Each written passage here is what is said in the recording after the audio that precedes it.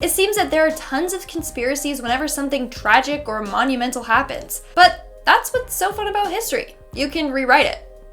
Kind of. In urban legends you can, anyways. And seeing as you guys seem to love the first 20 legends behind this catastrophic event, we decided to give you 10 more. Hey everyone, what's up and welcome back to Most Amazing Top 10. I'm your host, Lindsay Ivan, and today I'm bringing you the top 10 scary Titanic urban legends that might be true, part 3. And make sure to check out the other 2 parts if you haven't done so already. It seems that there is never going to be a shortage of conspiracies and urban legends surrounding the Titanic. From aliens to time travel to an Egyptian curse. But I mean, it's because it was such a big tragedy. Before I begin, let me know in the comments what your favorite conspiracy theory is.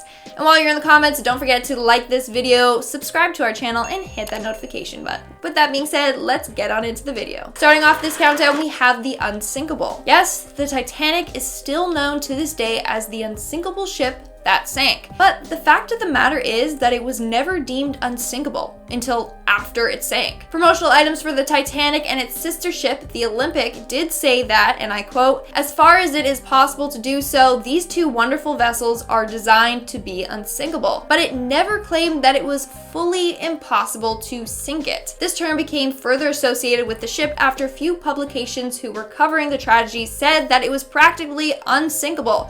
And survivors said that they personally had considered it unsinkable. Next at number 9, we have William Thomas Stead. Allegedly, Stead was a sort of psychic in a That's So Raven type of way. Prior to boarding and dying on the Titanic, Stead had premonitions where he saw his own death happen on a ship. He even wrote about this in 2 novels he wrote decades before the Titanic sank. One of the books was titled How the Mail Steamer Went Down in Mid-Atlantic by a Survivor, and the other one was From the Old World to the New. In the first book, a ship sinks and lives are lost due to a lack of lifeboats. In the second one, the ship collides with an iceberg.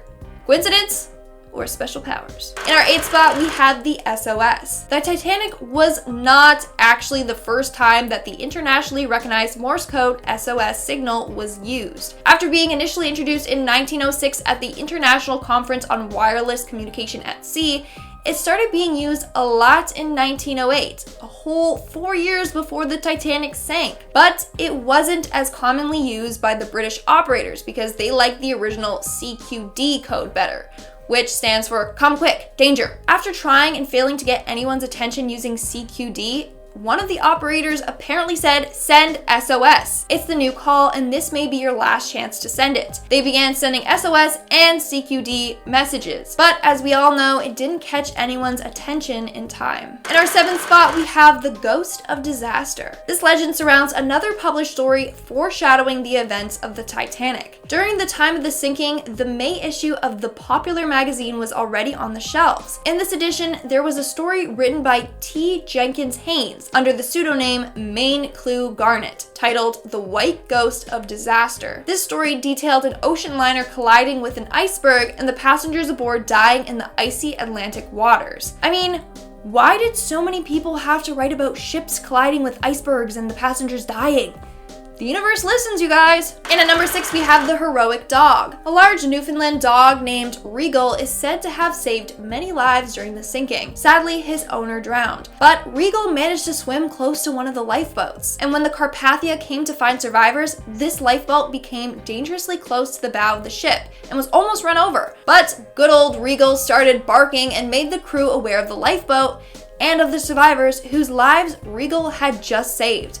He survived for 3 hours in the water until he was able to be hauled on board. Now, this story has been questioned a lot, and some people believe that the person who later adopted Regal made it up. But dogs are amazing and have been known to save lives, so I believe you, Regal. We are now at our 5th and halfway mark with Molly Brown. Molly was given the nickname Unsinkable Molly Brown. Molly Brown was a philanthropist and socialite on her way home to America when the ship sank. But instead of just jumping in a lifeboat and being rescued, she made sure to help others. In addition to helping other people get into the lifeboat, she managed to convince the lifeboat that she was in to turn around and return to the Titanic so that even more people could be found and rescued. That is incredible, and honestly, I have no idea why this isn't being talked about more. Coming in at number 4, we have the Renault car. To anyone who has seen the movie Titanic, do you remember the iconic handprint on the car window scene? Well, while I have no idea if that actually happened, that car did certainly exist. In fact, it was the most precious cargo on board. The Renault car, which was brand new that year, was on its way to America with its purchaser when it went down with the ship. After it happened, the owner who survived the sinking filed an insurance claim that would now be upwards of 100,000 British pounds. This just goes to show how insanely valuable and expensive this car was. Apparently, there's a possibility that the car is still preserved underwater, but explorers and researchers have not been able to find it. In our third spot, we have the guilt. This legend surrounds the designer of the Titanic himself, Thomas Andrews. A telegram that was read after the ship sank said that Andrews was heroic until the very end and that he had helped countless passengers onto the lifeboats. A chilling account of the last time he was spotted, though, just tells you how broken he was about the situation. He was apparently last seen staring at an image of Plymouth Sound, one of the stops that would have been on the return journey. He had his arms crossed in front of his body and his life jacket was on the table beside him. To me, this just shows you how dejected and guilt-ridden he must have felt. In our second spot, we have the lifeboats. This legend surrounds the rumor that the Titanic cut corners with its lifeboats. Yes, it's true, there weren't enough lifeboats to save everyone, even if they were filled to capacity, but that's not because they decided to cheap out and break laws on how many lifeboats they had. In fact, they exceeded the laws. At the time, the amount of lifeboats required was based on the tonnage of the boat, not on the amount of passengers. So while the Titanic required enough lifeboats to save 1,060 people, they had enough to save 1,178 people. Still not enough, but definitely not against the laws at the time. The truth is, there weren't enough for how many passengers needed to be saved that night. And in our number 1 spot, we have the drunk man. Apparently, one of the lifeboats had capsized before it had the chance to be boarded. But one brave, smart, and very drunk man managed to command over 20 people to sit on top of the lifeboat and rock back and forth with the waves to stop it from sinking. When the Carpathia came to the rescue, they found the upside down lifeboat, and to their surprise, a man swam out from under it. Turns out the man who had been instructing the others on how to survive was so incredibly drunk that the alcohol in his system kept his blood warm enough to not die of hypothermia. I feel like one of those do not try this at home disclaimers is very much needed here. Please don't get any ideas. And that's all for today's video. Let's move on to our comment shoutout portion. I'll be shouting out comments from my video, Top 10 Scary Mickey Mouse Urban Legends Part 2. Unholy Memes commented, "The killer Mickey won't kill. He's respecting social distancing."